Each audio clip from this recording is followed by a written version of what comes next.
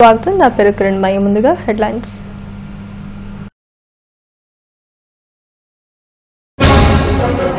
మోగిన బడిగంట విశాఖ వేదికగా విద్యా వారోత్సవాలు ప్రారంభం మౌలిక వస్తుల కల్పనకు 4000 కోట్లు మంజూరు చేస్తామన్న మంత్రి గంట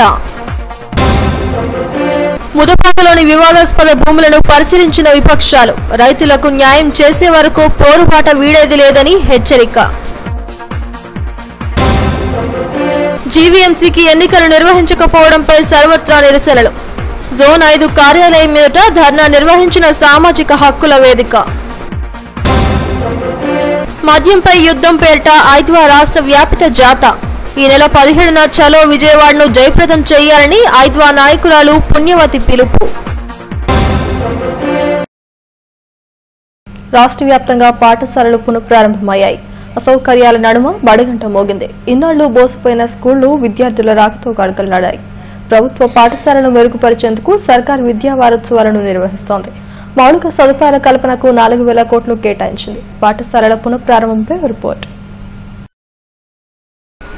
బడిగంట మోగింది 45 రోజుల విరామం తరువాత పాఠశాల ప్రాంగణాలు విద్యార్థుల రాకతో సందడిగా మారాయి భుజాలకు బ్యాగులు తగిలించుకుంటూ విద్యార్థుల తొలి రోజు తరగతి గదుల్లో అడుగుపెట్టారు చాలా చోట్ల సమస్యలే స్వాగతం పలికాయి మౌలిక సదుపాయాల లేమి కొత్త విద్యా సంవత్సరంలోనే కొట్టొచ్చినట్లు కనబడింది ప్రభుత్వ పాఠశాలలను ఉద్ధరిస్తామంటున్న నేతలు చేసిన ప్రసంగాలలో డొల్లతనాన్ని చూపించాయి పాఠశాలలు తిరిగి ప్రారంభం కావడంతో రాష్ట్ర ప్రభుత్వం బడి పిలుస్తోంది పేరిట విద్యా వార్షోత్సవాలకు శ్రీకారం చుట్టింది విశాఖ వేదికగా ఎండాడ జడ్పీ పాఠశాలలో మంత్రి గంటా శ్రీనివాసరావు ఈ వారోత్సవాలను అట్టహాసంగా ప్రారంభించారు ఈ నెల 18వ తేదీ వరకు వారోత్సవాలలో భాగంగా రాష్ట్ర వ్యాప్తంగా ఒక్కో రోజు ప్రత్యేక కార్యక్రమాలతో పాఠశాలల్లో పండుగ వాతావరణాన్ని తీసుకురానున్నారు మౌలిక సదుపాయాల కల్పన వస్తుల అభివృద్ధి 4000 కోట్ల రూపాయలు మంజూరు చేస్తున్నట్లు మంత్రి గంటా శ్రీనివాసరావు తెలిపారు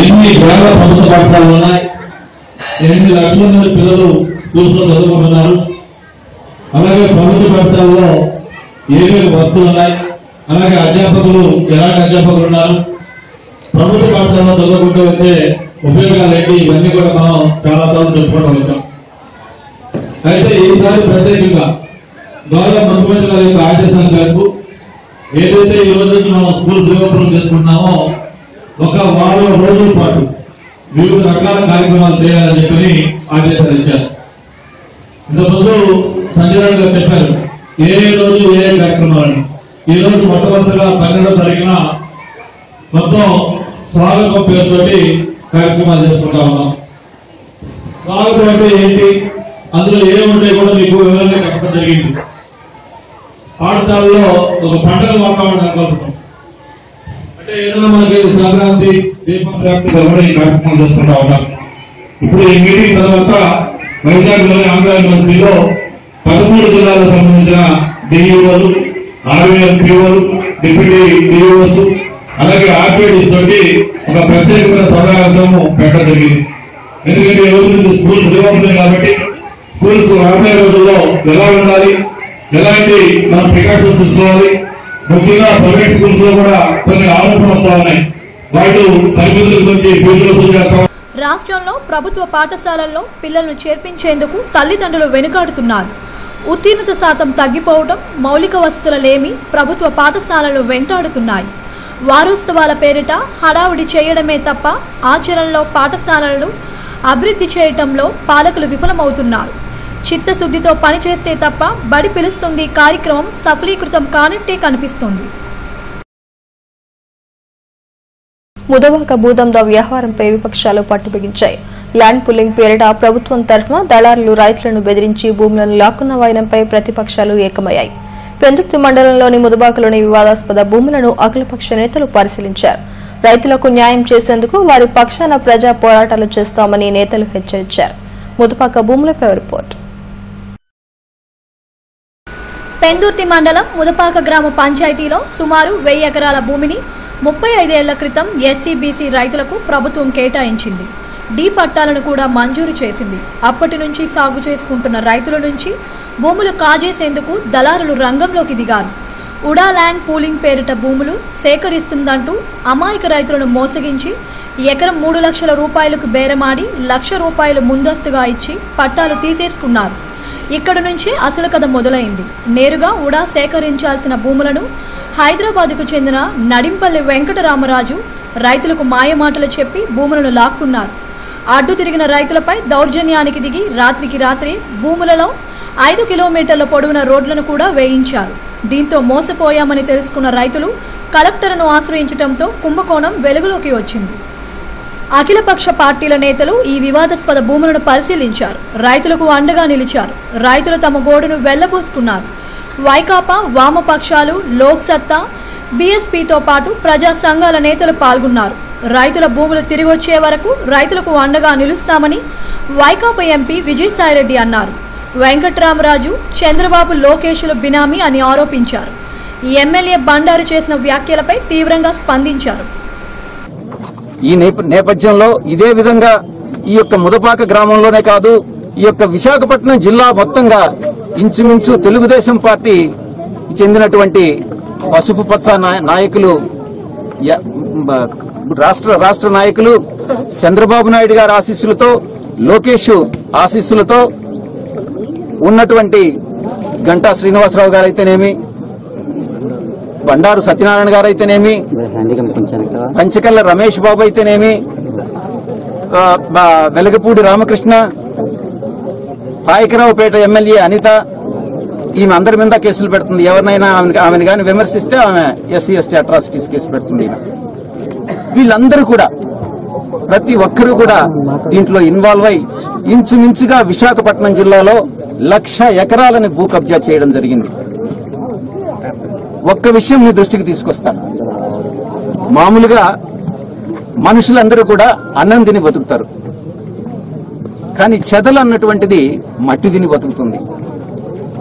తెలుగు పచ్చ చొక్కా చెందినటువంటి ఈ నాయకులందరూ కూడా మొదట ప్రారంభించినప్పుడు ఇసుకతో ప్రారంభించి ఆ తర్వాత 10 ఎకరాలు, 100 ఎకరాలు మట్టి, 100 ఎకరాలు, 1000 ఎకరాలు, ఇప్పుడు 1,00,000 ఎకరాలు ఒక జిల్లాలో ప్రారంభించి 13 జిల్లాల్లో రాష్ట్ర వ్యాప్తంగా ఒక చెదలు పడితే ఎలా అయితే మనం వ్యాప్తి చెందుతుందో ఆ రకంగా 13 జిల్లాలు ఆగేసుకోవాలంటే అది ఎటువంటి పరిస్థితుల్లో అక్కడ ప్రజలు అంగీకరించరు. వారికి ఖచ్చితంగా వారికి సంపూర్ణమైనటువంటి మద్దతు తెలియజేసి మద్దతు ఇచ్చి ఆ భూములు కాపాడేదానికి మేము అఖిలపక్షంగా అందరం కూడా నిలబడతాం. మా పోరాటాన్ని కొనసాగిస్తాం. దీనిలో కబ్జాదారులు ఎవరైతే ఇప్పుడు ఈ 40 అడుగులు రోడ్డు వేశారు, ఇది అందరి సమక్షంలో కనపడుతుంది. కబ్జాదారులు చేసినటువంటి పనిది. ఆ కబ్జాదారులను ప్రభుత్వం గాని బయటికి తీయకపోతే ఖచ్చితంగా ప్రభుత్వం కూడా అందులో దోషి ముద్దాయిగా ఉన్నారు. వాళ్లతో భాగస్వాములు కాకపోతే ఎందుకు తీరని సమాధానం చెప్పాలి. ఎట్టకేలకు ముదబాక భూముల వ్యవహారం మళ్లీ తెరపైకి వచ్చింది. విపక్షాలన్నీ ఏకమై ప్రభుత్వంపై ఒత్తిడి తెచ్చేందుకు కార్యాచరణను సిద్ధం చేశాయి. జీవీఎంసీకి ఎన్నికలు నిర్వహించకపోవడంపై సర్వత్రా నిరసనలు వ్యక్తమవుతున్నాయి. ఇప్పటికే ఎన్నికలు నిర్వహించాలంటూ హైకోర్టు పిల్ దాఖలైంది. న్యాయ పోరాటంతో పాటు ప్రజా సంఘాలు ప్రత్యక్ష ఆందోళనకు దిగుతున్నాయి. సామాజిక హక్కుల వేదిక ఆధ్వర్యంలో నిరసన చేపట్టారు. జీవీఎంసీ ఎన్నికల డిమాండ్పై రిపోర్ట్. సాధారణంగా జీవీఎంసీకి పాలకవర్గం పూర్తయిన 6 నెలల్లోనే ఎన్నికలు నిర్వహించాల్సి ఉంది. అయితే 6 ఏళ్లైనా ఇంతవరకు ఎన్నికలు ఊసే ఎత్తడం లేదు. విశాఖ నగర వాసుల ప్రాథమిక హక్కులకు భంగం కలిగిందంటూ హైకోర్టులో పిల్ కూడా దాఖలైంది. ఈ నేపథ్యంలో సామాజిక హక్కుల వేదిక ఆధ్వర్యంలో జోన్ 4 కార్యాలయం ఎదుట ధర్నా నిర్వహించారు. తక్షణం ఎన్నికలు నిర్వహించాలంటూ డిమాండ్ చేశారు. విశాఖపట్నం పరిధిలో జీవీఎంసీ పరిధిలో ఉన్నప్పుడు ఆ జీవీఎంసీలో ఉన్న కమిషనర్ కానీ, మేయర్ కానీ, కార్పొరేటర్ కానీ పద్ధతి ప్రకారంగా చర్చించి నిర్ణయాలు తీసుకోవాల్సింది. కానీ అలా చర్చలు చేసి నిర్ణయాలు తీసుకోవాల్సి వస్తుంది కాబట్టి ఎన్నికలు నిర్వహించకుండా వారి ఇష్టవొత్తిడి భూ కబ్జాలు చేస్తున్నారు. అట్లాగే ఎన్నికలు నిర్వహించకుండా విధుల్ని సోహా చేస్తున్నారు. అందువల్ల ఎస్టీ, ఎస్సీ, బీసీ, మైనార్టీలకు సంబంధించిన సామాజిక హక్కుల వేదిక ద్వారా ఎన్నికలు వెంటనే నిర్వహించాలని చెప్పేసి అన్ని జోనల్ కార్యాలయాల దగ్గర ధర్నా నిర్వహించడం జరుగుతుంది. ఇప్పటికైనా వారు ఎన్నికలు నిర్వహించి ప్రజాస్వామ్యాన్ని నిలబెట్టవలసిందిగా ఈ సామాజిక వేదిక జిల్లా కార్యదర్శిగా వారు చేసినటువంటి గ్రేటర్ విశాఖ ఎన్నికల్లో 6 నెలలు పెట్టవలసిన ఎలక్షన్లు 6 సంవత్సరాలు గతించినప్పటికీ కూడా నేటి వరకు కూడా మున్సిపాలిటీ ఎన్నికలు జరపకపోవడం చాలా విచారకరమైన విషయం. మరి విశాఖపట్నంలో మరి అతి ముఖ్యమైనటువంటి ఆంధ్రప్రదేశ్లో విశాఖపట్నం అయింది. మరి విశాఖపట్నంలో ఉన్నటువంటి ఈ మురికవాడల తాలూకా వాసన ఆంధ్రప్రదేశ్ ముఖ్యమంత్రికి చూడలేదా, వాసన తెలియట్లేదా? ఇంచేతంటే మరి ఈ విశాఖపట్నం 6 సంవత్సరాలు కూడా ఉన్నటువంటిది ఈ కాలువలు పొంగి పొర్లింటున్నప్పుడు కూడా మరి స్వచ్ఛ భారత్ అనేది చెప్పేది అవార్డులు తీసుకున్నటువంటి దాన్ని ఈవేళ ఆంధ్రప్రదేశ్లో విశాఖపట్నం అతి ముఖ్యమైన విశాఖపట్నానికి మరి ప్రత్యేకమైనటువంటి ఒక అవార్డు వచ్చినటువంటి రీతిలో ఉన్నప్పుడు కూడా మరి గ్రేటర్ విశాఖ ఎన్నికలు జరపకపోవడం దీని వెనకాల ఉన్నటువంటి ముఖ్యమంత్రి చంద్రబాబు నాయుడు గారికి వైఖరి ఏంటో తెలియపరచాలి. జీవీఎంసీకి ఎన్నికలు నిర్వహించకుండా ప్రభుత్వం అధికారులతో పాలన సాగించడం పట్ల నిరసన వ్యక్తమవుతుంది. ప్రజా పాలనను తుంగలోకి తొక్కి చంద్రబాబు సర్కార్ రాజ్యమేలుతుందని నేతలు విమర్శించారు. రాష్ట్రాన్ని మధ్యాంధ్రప్రదేశ్గా మారుస్తున్నారని ఐద్వా రాష్ట్ర అధ్యక్షురాలు ఎస్ పుణ్యవతి విమర్శించారు. కంచర్పాలెంలో మద్యంపై యుద్దం పేరిట ఐద్వా రాష్ట్ర వ్యాప్తంగా నిర్వహిస్తున్న జాతాలో భాగంగా జరిగిన సభలో ఆమె మాట్లాడారు. బెల్ట్ షాపులను రద్దు చేస్తామని చెప్పి ఓట్లు వేయించుకున్న చంద్రబాబు మద్యాన్ని ఏరులై పారిస్తున్నారని మండిపడ్డారు. సుప్రీంకోర్టు ఆదేశాల మేరకు జాతీయ రహదారులపై మద్యం షాపులను తొలగించారని అన్నారు. ఈ నెల 17న చలో విజయవాడ పేరిట తలపెట్టిన కార్యక్రమానికి మహిళలంతా పెద్ద ఎత్తున తరలి రావాలని పిలుపునిచ్చారు. కుటుంబాలను ఛిద్రం చేస్తున్న మద్యాన్ని నియంత్రించడంలో ప్రభుత్వం ఉదాసీనంగా వ్యవహరిస్తే మరో సారా ఉద్యమం తప్పదని హెచ్చరించారు. ఈ కార్యక్రమంలో ఐద్వా నాయకురాలు ప్రభావతి, పద్మ తదితరులు పాల్గొన్నారు.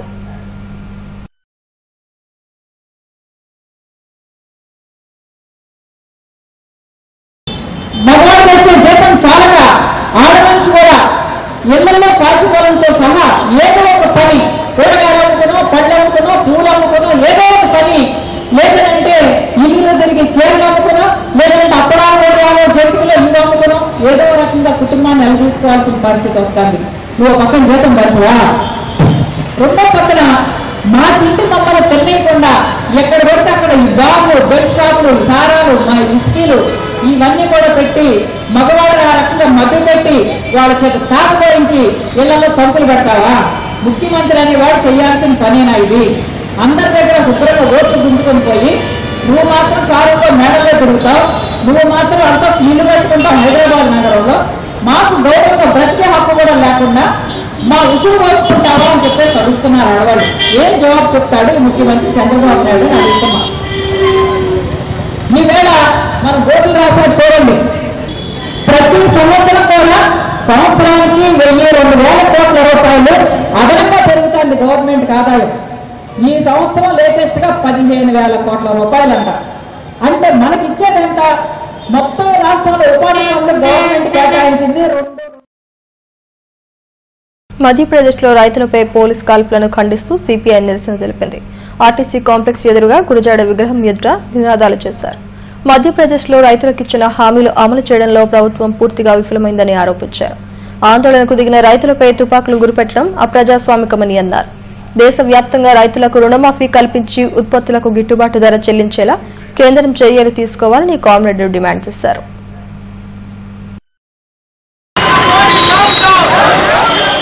మేము అధికారంలోకి వస్తే స్వామినాథన్ కమిటీ రికమెండేషన్స్ వ్యవసాయ రంగంలో 100% అమలు జరుపుతాము, రైతులకి పంటలకు గిట్టుబాటు ధర కల్పిస్తామని చెప్పనున్నారు. దానికి భిన్నంగా వాళ్ళు అటువంటి ఏమీ అమలు జరపకుండా కార్పొరేట్లకు ఊడిగం చేసేటటువంటి పరిస్థితి కనపడడంతో ఈరోజు తమిళనాడులో కానివ్వండి, మహారాష్ట్రలో కానివ్వండి, మధ్యప్రదేశ్, రాజస్థాన్లో రైతులందరూ రోడ్ల మీదకి వచ్చారు. మధ్యప్రదేశ్లోని రైతులు ఆందోళన చేస్తూ ఉంటే సర్ది చెప్పాల్సిన ముఖ్యమంత్రి గారు కాల్పులు జరిపి 9 మంది రైతుల యొక్క ప్రాణాలను బలిగిన తర్వాత ఇప్పుడు తగునే అమ్మా అని చెప్పి ఆయన నిరాదీక్ష చేస్తా ఉన్నాడు. ఇది చాలా అన్యాయానికి వెన్నెముక, రైతే మా రాజు అంటూ గొప్పలు వల్లిస్తూ ఈరోజు కేంద్ర రాష్ట్ర ప్రభుత్వాలు ఎన్నికల ముందు హామీ ఇచ్చాయి. మేము అధికారంలోకి వచ్చినట్లయితే రైతులు తీసుకునే రుణాలు మాఫీ చేస్తామని చెప్పడం జరిగింది. అయితే ఈ రోజు అధికారంలోకి వచ్చిన తర్వాత ఏవైతే ఇచ్చారో హామీలను పుట్టదాఖలు చేశారు. రైతులు చాలా శాంతియుతంగా మా గిట్టుబాటు ధర కల్పించలేదు, మేము నష్టపోతున్నాం అని చెప్పి శాంతియుతంగా వాళ్ళు నిరసన తెలియజేస్తుంటే దుర్మార్గులకి అంటే నేరస్తులు కేసినట్టు ఒకవైపు ఒక ప్రదేశంలో సంఖ్యలు వేసి అరెస్ట్ చేసి తీసుకెళ్లేటువంటి ఘటనలు చూస్తున్నాం. మరొక వైపు మధ్యప్రదేశ్ లో ఇదే విషయంపై గిట్టుబాటు కల్పించాలని చెప్పేసి వాళ్ళు ఆందోళన చేస్తుంటే తుపాకీ తూటానికి బలి చేసిన ఘటనలు చూసాము. మధ్యప్రదేశ్ లో రాష్ట్ర వ్యాప్తంగా రేషనలైజేషన్లో కేవలం 1831 పాఠశాలలను మాత్రమే మూసివేస్తున్నామని మంత్రి గంటా శ్రీనివాసరావు స్పష్టం చేశారు. రేషనలైజేషన్లో 9000 పాఠశాలలు మూసివేశారంటూ చేస్తున్న ప్రచారంలో ఏమాత్రం వాస్తవం లేదని చెప్పుకొచ్చారు. AU platinum Jubilee guest house లో రాష్ట్రంలోని 13 జిల్లాల డీఈఓలు, జేడీలు సర్వశిక్ష అభియాన్లలో పీఓలతో ఆయన సమీక్ష నిర్వహించారు. నిబంధనలకు విరుద్ధంగా నడుపుతోన్న ప్రైవేటు పాఠశాలల గుర్తింపును రద్దు చేయాలని మంత్రి అధికారులను ఆదేశించారు. ప్రభుత్వ పాఠశాలలపై విశ్వాసం ఉంటే తల్లిదండ్రులు ఆ పాఠశాలలకే పంపుతారని అన్నారు. ప్రైవేటు, కార్పొరేట్ పాఠశాలలకు ధీటుగా సర్కారు పాఠశాలలను తీర్చిదిద్దుతామని మంత్రి తెలిపారు. ఈ సమావేశంలో పాఠశాల విద్యాశాఖ కమిషనర్ సంధ్యారాణి, ఎమ్మెల్సీ శ్రీనివాసులు నాయుడు తదితరులు పాల్గొన్నారు. ఎక్కడైతే టీచర్స్ రేషియో సరిగా ఉండకుండా ఎక్కువ శ్రమ తక్కువ శ్రమ దగ్గర ఎక్కువ ఉన్నారు, దాన్ని బ్యాలెన్స్ చేయడం కోసమే ఒక పాజిటివ్ కన్సల్టేషన్ కోసం చేస్తా ఉన్నాం. అటువంటి రేషనలైజేషన్ లో మెచ్చింగ్ అయిన స్కూల్స్ కూడా 1 కిలోమీటర్ డిస్టెన్స్ కంటే ఎక్కువ ఉంటే మనం ట్రాన్స్పోర్ట్ కానీ ఇవన్నీ పెడతా ఉన్నాం. అలాగే ఉన్న స్కూల్స్ లో ఏ ఫెసిలిటీస్ కావాలో అన్ని కూడా ఒక మోడల్ స్కూల్ లాగా మొత్తం అన్ని వాటిని తీసుకుని ఏర్పాటు చేస్తా ఉన్నాం. అది రూపకల్పన చేస్తా ఉన్నాం. అంటే రాబోయే రోజుల్లో అన్ని ప్రభుత్వ పాఠశాలలో ఇన్ఫ్రాస్ట్రక్చర్ 100% ఉంటుంది. అలాగే టీచర్స్ కూడా సఫిషియెంట్ గా ఉంటారు. దాంతో పాటు టెక్నాలజీ ఫైబర్ రాబోతా ఉంది. Digital class rooms, virtual class rooms ఇవన్నీ కూడా చేపడతా ఉన్నాం. దాంతో పాటు ఫిజికల్ లిటరసీ ఇట్లా ఏదైతే ప్రభుత్వం మొత్తం చెప్తా ఉందో అవన్నీ కూడా మనం చేసుకుంటూ వస్తా ఉన్నాం. రెండోది, ఈ రోజు మేము రమ్మన్న ఇంకొక ముఖ్య కారణం ఏంటంటే ఏదైతే స్కూల్స్ రీఓపెనింగ్ అవుతుంది అనుకుంటామో అనుకున్న వెంటనే ప్రముఖ రచయిత, జ్ఞానపీఠ అవార్డు గ్రహీత డాక్టర్ సి నారాయణరెడ్డి తెలుగు సాహిత్యానికి తీరని లోటని జిల్లా మంత్రి గంటా శ్రీనివాసరావు అన్నారు. విశాఖలో ఆయన మీడియాతో మాట్లాడారు. సినీ రంగంలో గేయ రచయితగా ఆయన నిర్గమాన సేవలందించారని కొనియాడారు. రాజ్యసభ సభ్యునిగా ప్రజలకు సేవ చేశారని, ఆయన మరణం తీరనిదని మంత్రి అన్నారు. ఆయన జ్ఞానపీఠ అవార్డు గ్రహీత. ముఖ్యంగా కొన్ని పదాలు ఆయనకు మాత్రమే సొంతం. అలాగే తెలుగులో గజల్స్ కూడా ఆయన ఆద్యులు.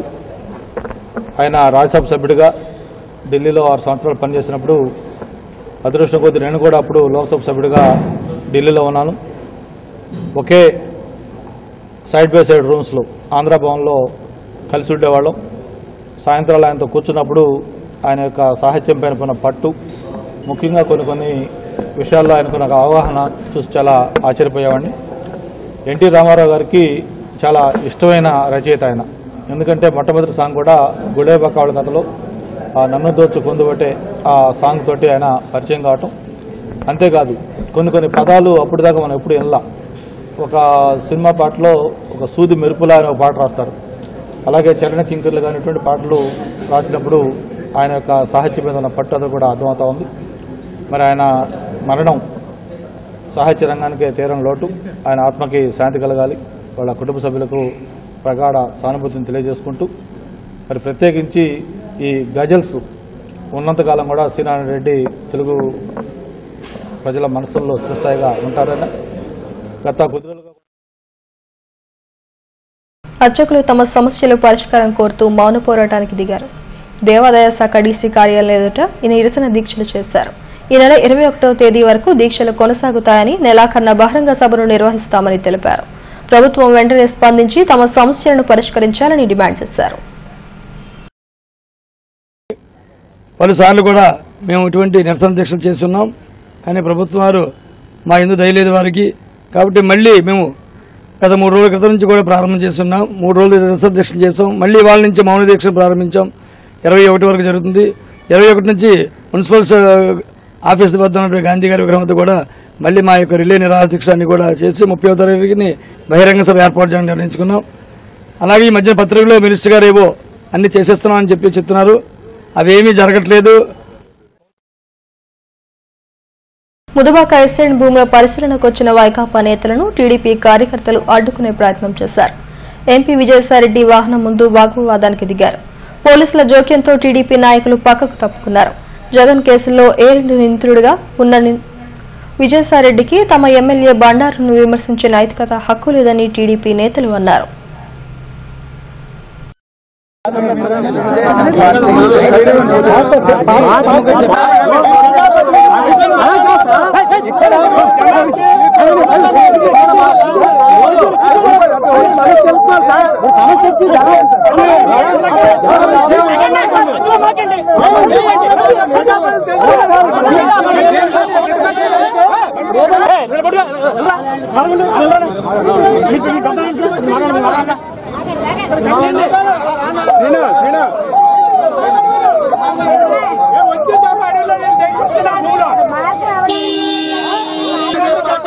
అంతా చేస్తున్నారు.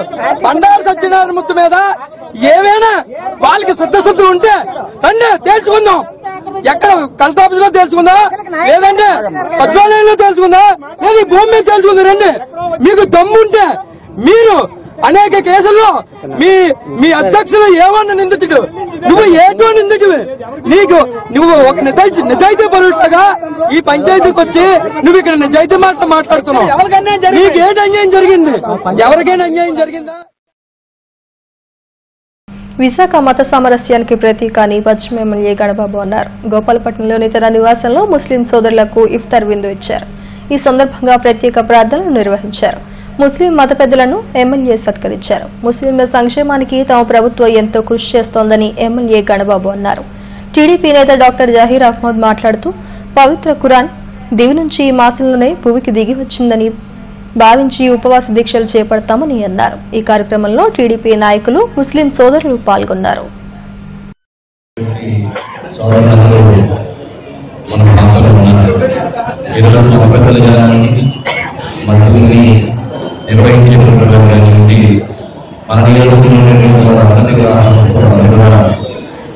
దూరం ప్రయాణించుకుని వచ్చి ఈ ఇవ్వటమైనటువంటి ఒక భాగ్యంగా భావిస్తున్నాను ఈ రంజాన్. అందుకనే అందరిలో ఐఐటి జేఈ ఫలితాల్లో ఫిడ్జీ విద్యార్థులు అత్యుత్తమ ప్రతిభ కనబరిచారు. పరీక్షకు 170 మంది విద్యార్థులు హాజరు కాగా 91 మంది అర్హత సాధించారని సెంటర్ హెడ్ గురునాథ్ తెలిపారు. విద్యార్థుల ప్రతిభ, తల్లిదండ్రుల ప్రోత్సాహం, నిపుణులైన అధ్యాపకుల శిక్షణ ఈ విజయానికి కారణమని తెలిపారు. విద్యార్థులను యాజమాన్యం అభినందించింది. రిజల్ట్ సాధించింది. ఎల్ తరుణ్ కుమార్ ఫిడ్జీ వైజాగ్ నుంచి 217 ర్యాంక్తో ఫస్ట్ ప్లేస్లో నించున్నాడు. నెక్స్ట్ 453 సాగర్ చిరానియా. ఈ జీ అడ్వాన్స్డ్కి 170 మంది విద్యార్థులు ఫిడ్జీ వైజాగ్ నుంచి అపియర్ కాగా 91 మంది స్టూడెంట్స్ అర్హత సాధించారు.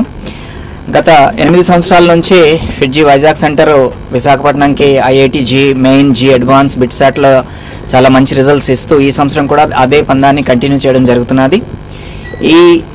ఈ కంటిన్యూస్ సక్సెస్కి రీజన్ ఫిడ్జీ యొక్క నిర్దిష్టమైన ప్రణాళిక, స్టూడెంట్స్ యొక్క హార్డ్ వర్క్, పేరెంట్స్ యొక్క కోఆపరేషన్ అండ్ ఫిడ్జీ డెడికేట్ స్టూడెంట్స్ యొక్క హార్డ్ వర్క్, పేరెంట్స్ యొక్క కోఆపరేషన్, కాన్స్టెంట్ ఎఫర్ట్స్ వల్ల ఈ రిజల్ట్ మేము సాధిస్తాం. ఫస్ట్ ఇయర్, సెకండ్ ఇయర్ చదివాను. నాకు జీ అడ్వాన్స్ శారీరక వికలాంగుల కోసం జయదంబ సెంటర్లోని ఎబిలిటీ పీపుల్స్ సెంటర్ విశేష సేవలు అందిస్తోంది. 2015లో డిసెంబర్ 3న ప్రారంభమైన ఈ కేంద్రం ఇంతవరకు 510 మందికి శారీరక వికలాంగులకు కృత్రిమ అవయవాలను సమకూర్చింది. వెల్లూరు సీఎంసీ సాంకేతిక పరిజ్ఞానంతో అత్యాధునిక డివైజెస్ ను తయారు చేసి అందిస్తుంది. ఓ ప్రమాదంలో తీవ్రంగా గాయపడి వెనుముక పూర్తిగా దెబ్బతిన్న దిలీప్ కుమార్ పాత్రో అనే సాఫ్ట్వేర్ ఇంజనీరు 8 ఏళ్ల పాటు మంచానికే పరిమితమయ్యారు. ఇలాంటి పరిస్థితి మరొకరికి రాకూడదనే ఉద్దేశంతో ఈ సెంటర్ను ప్రారంభించి ఎంతో మందికి కృత్రిమ అవయవాలను పంపిణీ చేస్తున్నారు. కేంద్ర ప్రభుత్వం చేయూతనందిస్తే మరింత మంది శారీరక వికలాంగులకు కృత్రిమ అవయవాలను అందిస్తామని పాత్ర తెలుపుతున్నారు. శారీరక వికలాంగులు టోల్ ఫ్రీ నెంబర్ 180042589111ను సంప్రదించాలని కోరారు. ఉచితంగా పేదోళ్ళకి మేము ఇస్తామని మా సెంటర్ నుంచి మేము ఖండిస్తున్నాం. మరియు ఈ కృత్రిమ అవయవాలు కూడా మేము కేంద్ర ప్రభుత్వం కూడా రిక్వెస్ట్ చేస్తాం. అది కూడా అప్రూవ్ అయితే మా దగ్గరికి గవర్నమెంట్ రూల్స్ ప్రకారంగా ఎటువంటి శారీరక వికలాంగం వస్తే వాళ్ళకి మేము ఇది డివైసెస్ కూడా తయారు చేసి కాళీపరావుని ప్రాస్థెటిక్ అవని, ఆర్థెటిక్ అవని, వీల్ చైర్ అవని మేము ఇస్తామని మా సెంటర్ నుంచి త్రో ఎబిలిటీ పీపుల్ చేద్దామని అనుకుంటున్నాం. వైజాగ్ జిల్లాలో మా డేటా ప్రకారంగా 470 మంది శారీరక వికలాంగులు మన వెన్నపూస గాయపడి మంచం మీద శాశ్వతంగా వికలాంగులు అయి ఉన్నారు. మరియు ప్రతిరోజు 4-5 యాక్సిడెంట్లు అవుతున్నాయి.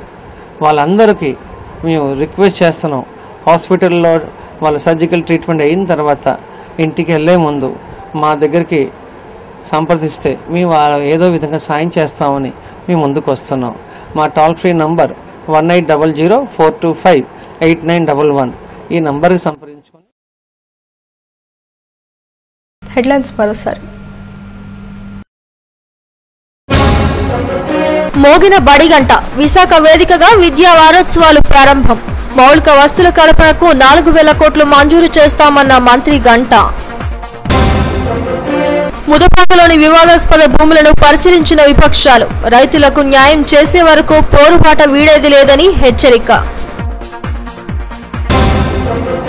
జీవీఎంసీకి ఎన్నికలు నిర్వహించకపోవడంపై సర్వత్రా నిరసనలు. జోన్ 5 కార్యాలయం ఎదుట ధర్నా నిర్వహించిన సామాజిక హక్కుల వేదిక.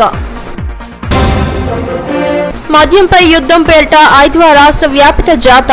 ఈ నెల 17న చలో విజయవాడను జయప్రదం చేయాలని ఐద్వా నాయకురాలు పుణ్యవతి పిలుపు. ఈ వార్తలు ఇంతటితో సమాప్తం. మరిన్ని వార్తా విశేషాల కోసం చూస్తూనే ఉండండి STM న్యూస్.